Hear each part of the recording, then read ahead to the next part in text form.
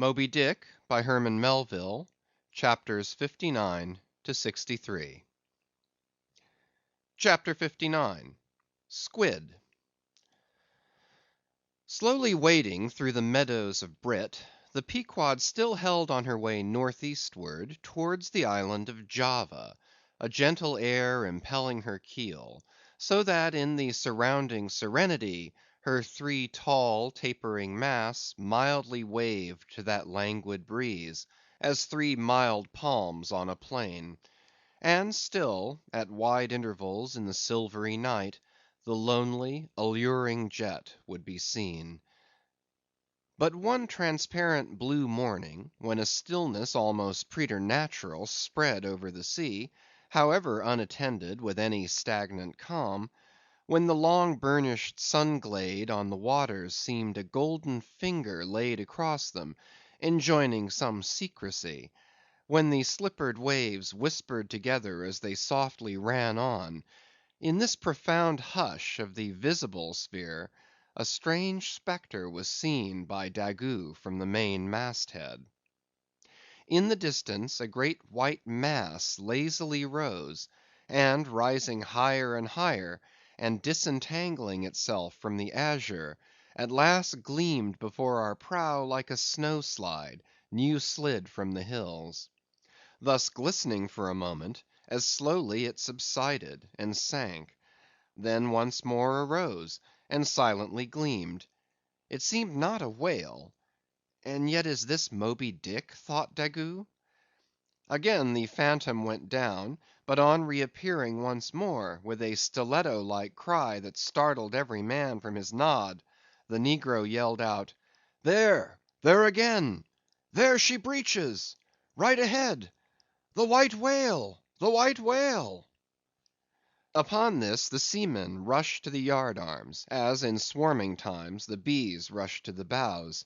Bareheaded in the sultry sun, Ahab stood on the bowsprit, and with one hand pushed far behind in readiness to wave his orders to the helmsman, cast his eager glance in the direction indicated aloft by the outstretched motionless arm of Daggoo.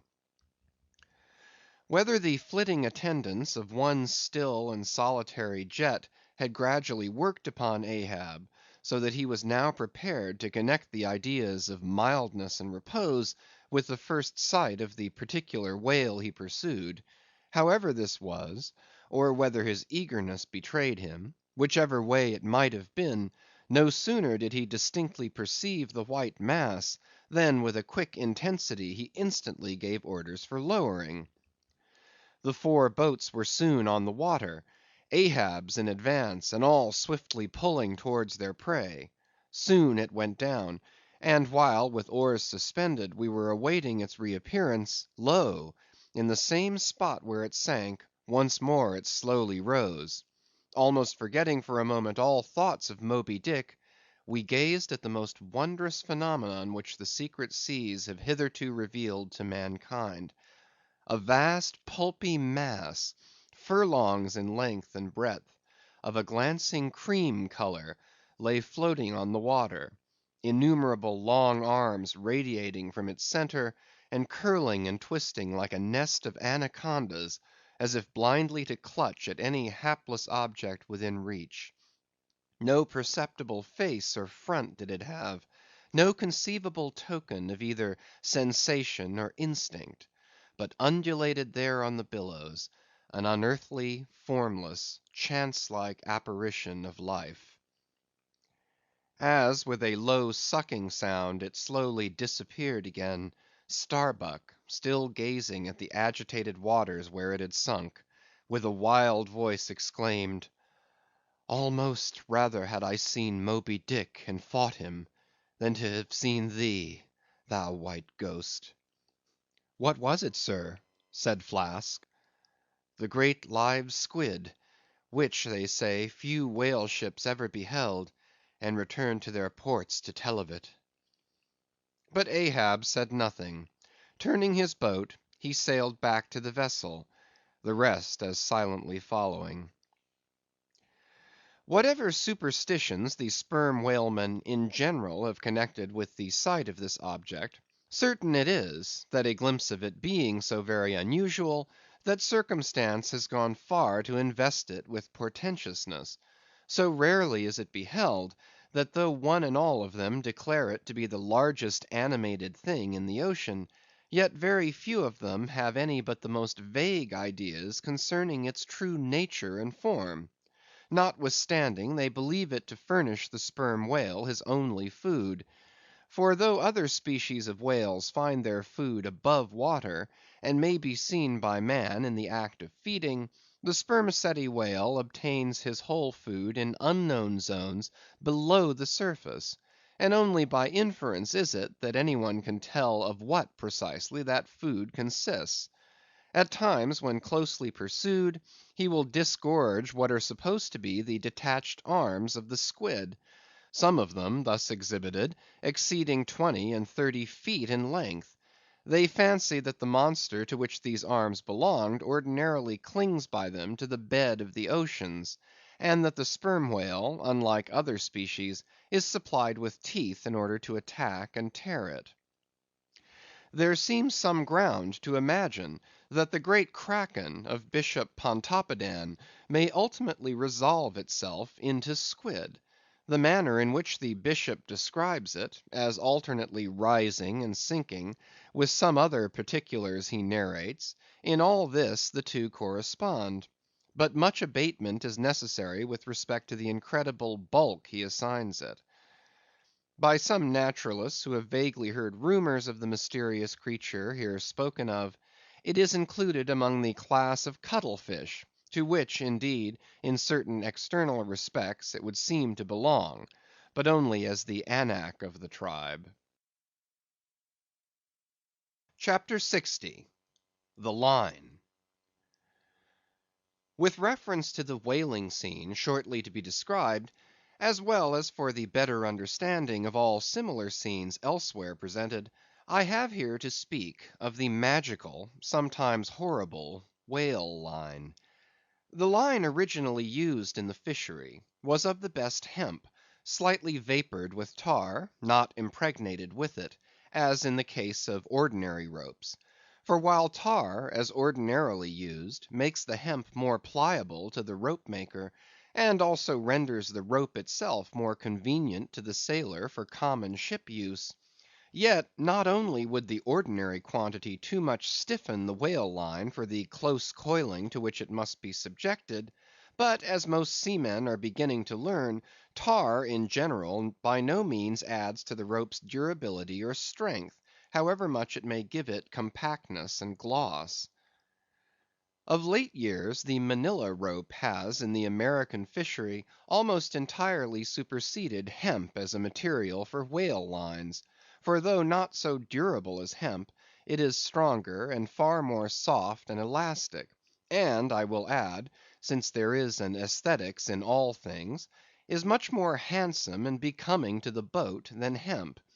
Hemp is a dusky, dark fellow, a sort of Indian; but Manilla is as a golden haired Circassian to behold. The whale line is only 2/3 of an inch in thickness. At first sight you would not think it so strong as it really is. By experiment, its 1 in 50 yarns will each suspend a weight of 120 pounds, so that the whole rope will bear a strain nearly equal to 3 tons. In length, the common sperm whale line measures something over 200 fathoms. Towards the stern of the boat it is spirally coiled away in the tub; not like the worm pipe of a still, though, but so as to form one round cheese shaped mass of densely bedded sheaves or layers of concentric spiralizations, without any hollow but the heart, or minute vertical tube formed at the axis of the cheese. As the least tangle or kink in the coiling would, in running out, infallibly take somebody's arm, leg, or entire body off, the utmost precaution is used in stowing the line in its tub. Some harpooneers will consume almost an entire morning in this business, carrying the line high aloft, and then reeving it downward through a block towards the tub, so as in the act of coiling to free it from all possible wrinkles and twists. In the English boats, two tubs are used instead of one, the same line being continuously coiled in both tubs. There is some advantage in this, because these twin tubs being so small, they fit more readily into the boat, and do not strain it so much; whereas the American tub, nearly 3 feet in diameter, and of proportionate depth, makes a rather bulky freight for a craft whose planks are but 1/2 inch in thickness; for the bottom of the whale boat is like critical ice, which will bear up under a considerable distributed weight, but not very much of a concentrated one. When the painted canvas cover is clapped on the American line tub, the boat looks as if it were pulling off with a prodigious great wedding cake to present to the whales. Both ends of the line are exposed, the lower end terminating in an eye splice or loop coming up from the bottom against the side of the tub, and hanging over its edge completely disengaged from everything. This arrangement of the lower end is necessary on two accounts.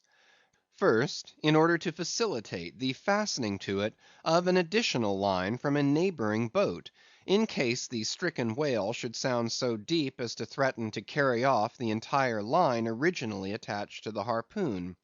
In these instances, the whale of course is shifted like a mug of ale, as it were, from one boat to the other, though the first boat always hovers at hand to assist its consort. Second, this arrangement is indispensable for common safety's sake; for were the lower end of the line in any way attached to the boat, and were the whale then to run the line out to the end, almost in a single smoking minute as he sometimes does, he would not stop there, for the doomed boat would infallibly be dragged down after him into the profundity of the sea, and in that case no town crier would ever find her again. Before lowering the boat for the chase, the upper end of the line is taken aft from the tub, and passing round the loggerhead there, is again carried forward the entire length of the boat, resting crosswise upon the loom or handle of every man's oar, so that it jogs against his wrist in rowing; and also passing between the men, as they alternately sit at the opposite gunwales, to the leaded chocks or grooves in the extreme pointed prow of the boat, where a wooden pin or skewer the size of a common quill prevents it from slipping out. From the chocks it hangs in a slight festoon over the bows, and is then passed inside the boat again; and some 10 or 20 fathoms, called box line, being coiled upon the box in the bows, it continues its way to the gunwale still a little further aft, and is then attached to the short warp, the rope which is immediately connected with the harpoon. But previous to that connection, the short warp goes through sundry mystifications too tedious to detail. Thus the whale line folds the whole boat in its complicated coils, twisting and writhing around it in almost every direction. All the oarsmen are involved in its perilous contortions, so that to the timid eye of the landsman they seem as Indian jugglers, with the deadliest snakes sportively festooning their limbs. Nor can any son of mortal woman, for the first time, seat himself amid those hempen intricacies, and while straining his utmost at the oar, bethink him that at any unknown instant the harpoon may be darted, and all these horrible contortions be put into play like ringed lightnings. He cannot be thus circumstanced without a shudder that makes the very marrow in his bones to quiver in him like a shaken jelly. Yet habit, strange thing, what cannot habit accomplish?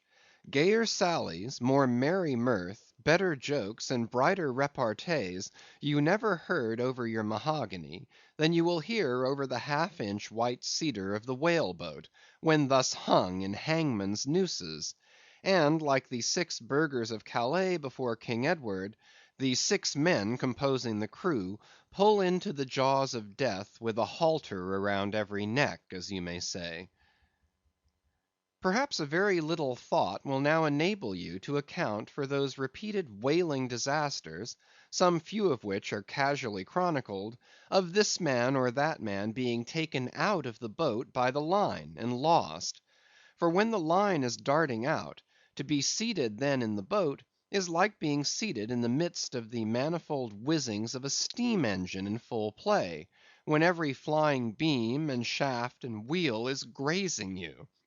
It is worse, for you cannot sit motionless in the heart of these perils, because the boat is rocking like a cradle, and you are pitched one way and the other, without the slightest warning, and only by a certain self‐adjusting buoyancy and simultaneousness of volition and action can you escape being made a Mazeppa of, and run away with where the all‐seeing sun himself could never pierce you out.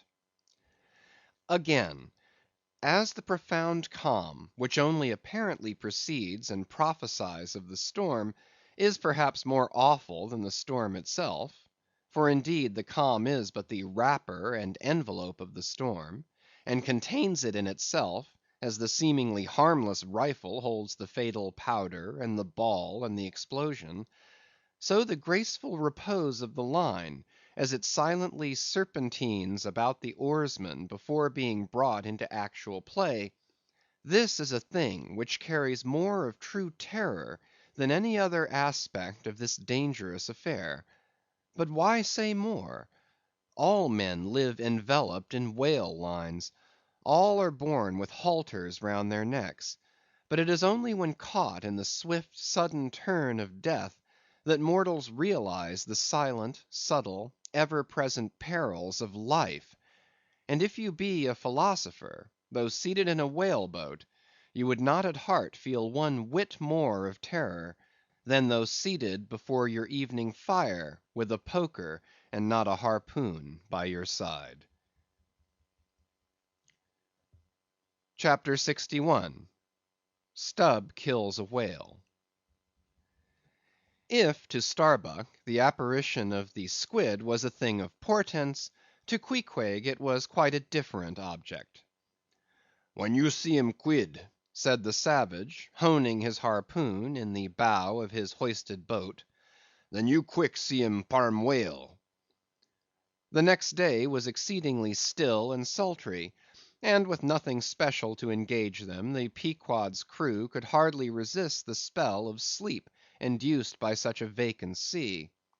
For this part of the Indian Ocean through which we were voyaging is not what whalemen call a lively ground; that is, it affords fewer glimpses of porpoises, dolphins, flying fish, and other vivacious denizens of more stirring waters, than those off the Rio de la Plata, or the inshore ground off Peru. It was my turn to stand at the foremast head, and with my shoulders leaning against the slackened royal shrouds, to and fro I idly swayed in what seemed an enchanted air. No resolution could withstand it. In that dreamy mood, losing all consciousness, at last my soul went out of my body, though my body still continued to sway as a pendulum will, long after the power which first moved it is withdrawn. Ere forgetfulness altogether came over me, I had noticed that the seamen at the main and mizzen mast heads were already drowsy; so that at last all three of us lifelessly swung from the spars; and for every swing that we made, there was a nod from below from the slumbering helmsman. The waves, too, nodded their indolent crests; and across the wide trance of the sea, east nodded to west, and the sun over all. Suddenly bubbles seemed bursting beneath my closed eyes; like vices my hands grasped the shrouds; some invisible, gracious agency preserved me; with a shock I came back to life; and lo! close under our lee, not 40 fathoms off, a gigantic sperm whale lay rolling in the water like the capsized hull of a frigate, his broad glossy back, of an Ethiopian hue, glistening in the sun's rays like a mirror.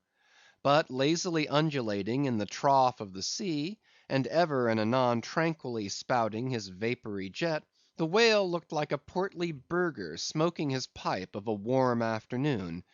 But that pipe, poor whale, was thy last. As if struck by some enchanter's wand, the sleepy ship and every sleeper in it all at once started into wakefulness, and more than a score of voices from all parts of the vessel, simultaneously with the three notes from aloft, shouted forth the accustomed cry, as the great fish slowly and regularly spouted the sparkling brine into the air. "Clear away the boats! Luff!" cried Ahab; and obeying his own order, he dashed the helm down before the helmsman could handle the spokes. The sudden exclamations of the crew must have alarmed the whale, and ere the boats were down, majestically turning, he swam away to the leeward; but with such a steady tranquillity, and making so few ripples as he swam, that thinking after all he might not as yet be alarmed, Ahab gave orders that not an oar should be used, and no man must speak but in whispers. So, seated like Ontario Indians on the gunwales of the boats, we swiftly but silently paddled along, the calm not admitting of the noiseless sails being set. Presently, as we thus glided in chase, the monster perpendicularly flitted his tail 40 feet into the air, and then sank out of sight like a tower swallowed up. "There go flukes!" was the cry; an announcement immediately followed by Stubb's producing his match and igniting his pipe; for now a respite was granted. After the full interval of his sounding had elapsed, the whale rose again, and being now in advance of the smoker's boat, and much nearer to it than any of the others, Stubb counted upon the honor of the capture. It was obvious now that the whale had at length become aware of his pursuers. All silence of cautiousness was therefore no longer of use; paddles were dropped, and oars came loudly into play; and still puffing at his pipe, Stubb cheered on his crew to the assault. Yes, a mighty change had come over the fish. All alive to his jeopardy, he was going head out, that part obliquely projecting from the mad yeast which he brewed. It will be seen in some other place of what a very light substance the entire interior of the sperm whale's enormous head consists. Though apparently the most massive, it is by far the most buoyant part about him; so that with ease he elevates it in the air, and invariably does so when going at his utmost speed. Besides, such is the breadth of the upper part of the front of his head, and such the tapering cutwater formation of the lower part, that by obliquely elevating his head, he thereby may be said to transform himself from a bluff-bowed sluggish galliot into a sharp-pointed New York pilot boat. "Starter! Starter, my men! Don't hurry yourselves; take plenty of time; but starter, starter like thunderclaps, that's all!" cried Stubb, spluttering out the smoke as he spoke. "Starter now! Give 'em the long and strong stroke, Tashtego! Starter, Tash, my boy, starter all! But keep cool, keep cool; cucumbers is the word. Easy, easy; only starter like grim death and grinning devils, and raise the buried dead perpendicular out of their graves, boys. That's all. Starter!" "Woo hoo! Wahee!" screamed the Gay Header in reply, raising some old war whoop to the skies, as every oarsman in the strained boat involuntarily bounced forward with the one tremendous leading stroke which the eager Indian gave. But his wild screams were answered by others quite as wild. "Ki hee! Ki hee!" yelled Daggoo, straining forwards and backwards on his seat, like a pacing tiger in his cage. "Kala! Kooloo!" howled Queequeg, as if smacking his lips over a mouthful of grenadier's steak. And thus, with oars and yells, the keels cut the sea. Meanwhile, Stubb, retaining his place in the van, still encouraged his men to the onset, all the while puffing the smoke from his mouth. Like desperadoes they tugged and they strained, till the welcome cry was heard, "Stand up, Tashtego! Give it to him!" The harpoon was hurled. "Stern all!" The oarsmen backed water. The same moment something went hot and hissing along every one of their wrists. It was the magical line. An instant before, Stubb had swiftly caught 2 additional turns with it round the loggerhead, whence, by reason of its increased rapid circlings, a hempen blue smoke now jetted up and mingled with the steady fumes from his pipe. As the line passed round and round the loggerhead, so also just before reaching that point, it blisteringly passed through and through both of Stubb's hands, from which the hand cloths or squares of quilted canvas sometimes worn at these times had accidentally dropped. It was like holding an enemy's sharped 2-edged sword by the blade, and that enemy all the time striving to wrest it out of your clutch. "Wet the line! Wet the line!" cried Stubb to the tub oarsman, him seated by the tub, who, snatching off his hat, dashed sea water into it. Footnote: Partly to show the indispensableness of this act, it may here be stated, that in the old Dutch fishery, a mop was used to dash the running line with water. In many other ships, a wooden piggin or bailer is set apart for that purpose. Your hat, however, is the most convenient. End of footnote. More turns were taken, so that the line began holding its place. The boat now flew through the boiling water, like a shark all fins. Stubb and Tashtego here changed places, stem for stern; a staggering business, truly, in that rocking commotion. From the vibrating line extending the entire length of the upper part of the boat, and from its now being more tight than a harp string, you would have thought the craft had 2 keels, one cleaving the water, the other the air, as the boat churned on through both opposing elements at once. A continual cascade played at the bows, a ceaseless whirling eddy in her wake; and at the slightest motion from within, but even of a little finger, the vibrating, cracking craft canted over her spasmodic gunwale into the sea. Thus they rushed, each man with might and main clinging to his seat, to prevent being tossed to the foam; and the tall form of Tashtego at the steering oar crouching almost double, in order to bring down his centre of gravity.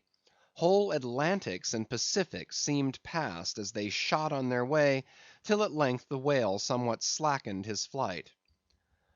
"Haul in! Haul in!" cried Stubb to the bowsman; and facing round towards the whale, all hands began pulling the boat up to him, while yet the boat was being towed on. Soon ranging up by his flank, Stubb, firmly planting his knee in the clumsy cleat, darted dart after dart into the flying fish; at the word of command, the boat alternately sterning out of the way of the whale's horrible wallow, and then ranging up for another fling. The red tide now poured from all sides of the monster, like brooks down a hill. His tormented body rolled, not in brine, but in blood, which bubbled and seethed for furlongs behind in their wake.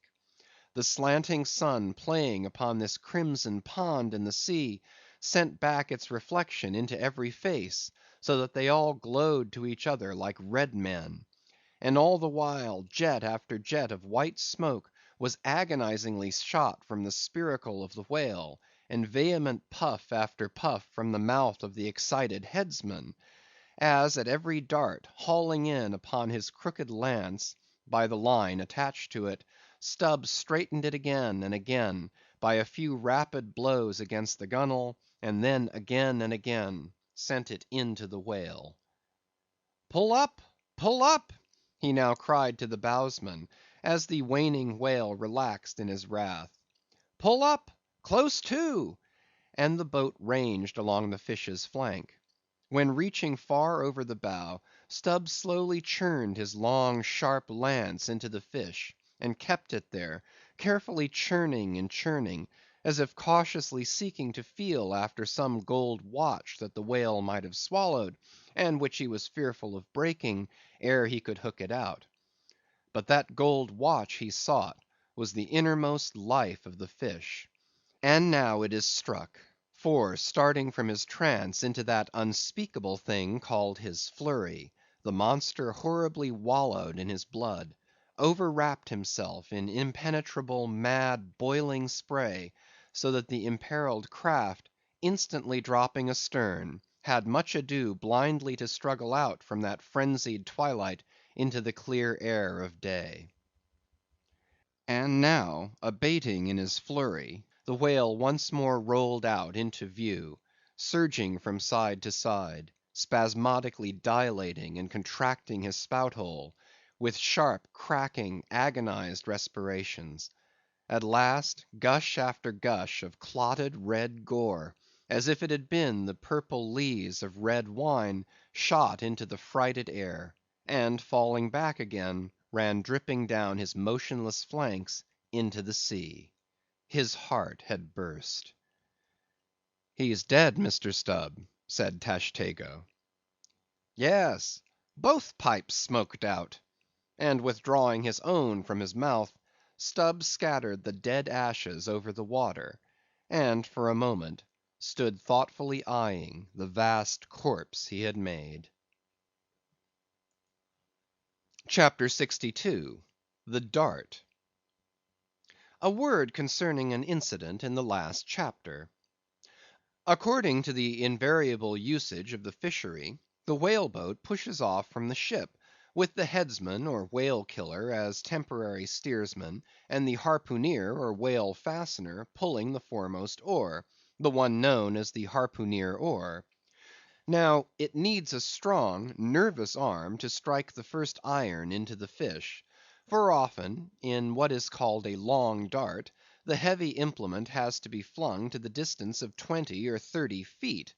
But however prolonged and exhausting the chase, the harpooneer is expected to pull his oar meanwhile to the uttermost; indeed, he is expected to set an example of superhuman activity to the rest, not only by incredible rowing, but by repeated loud and intrepid exclamations.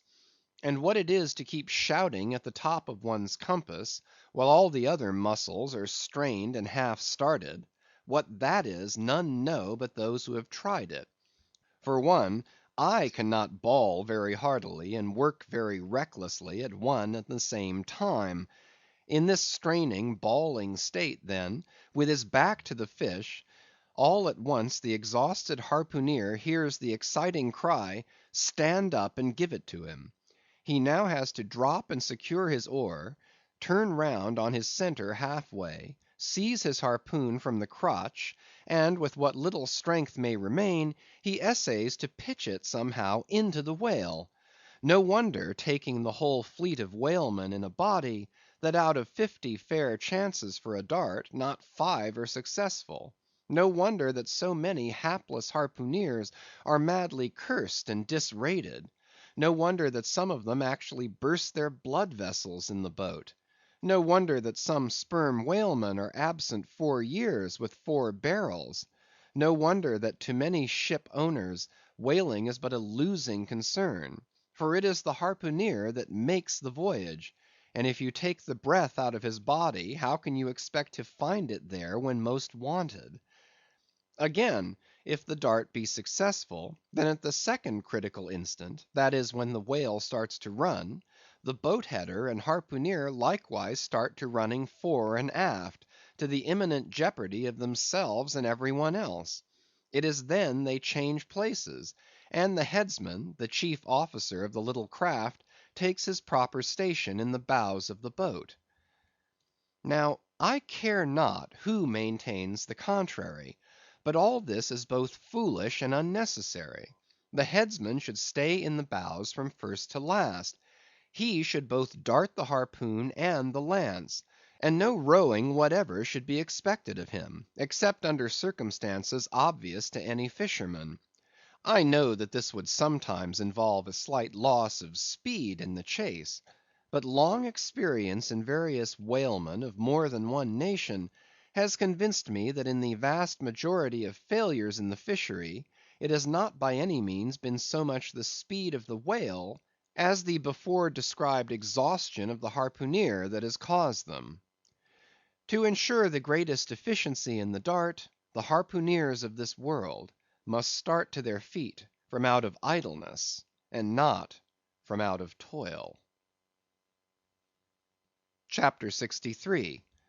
The Crotch. Out of the trunk the branches grow, out of them the twigs. So, in productive subjects, grow the chapters.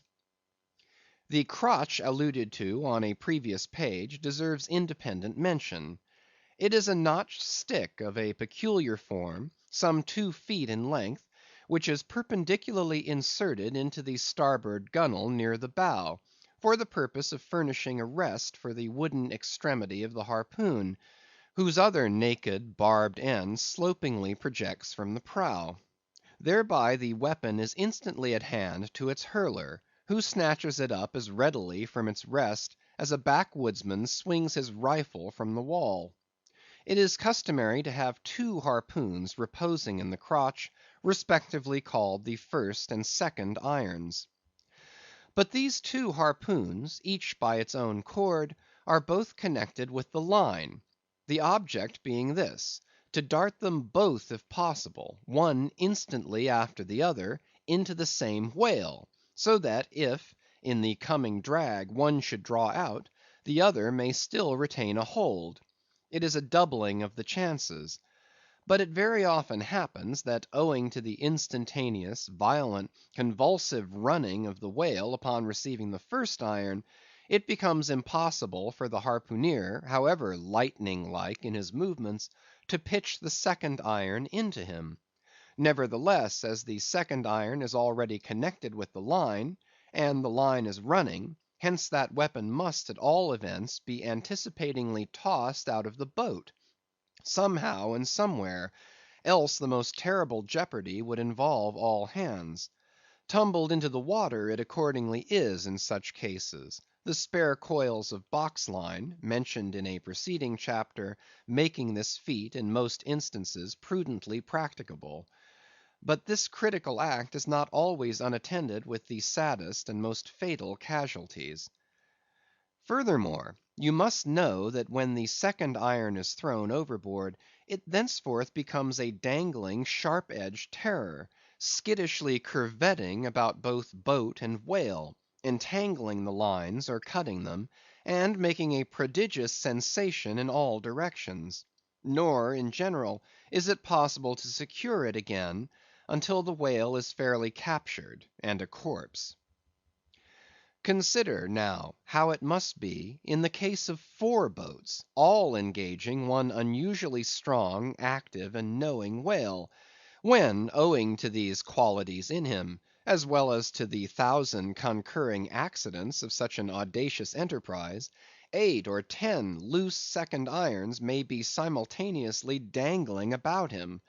For, of course, each boat is supplied with several harpoons to bend on to the line, should the first one be ineffectually darted without recovery. All these particulars are faithfully narrated here, as they will not fail to elucidate several most important, however intricate, passages in scenes hereafter to be painted. End of Chapters 59 to 63.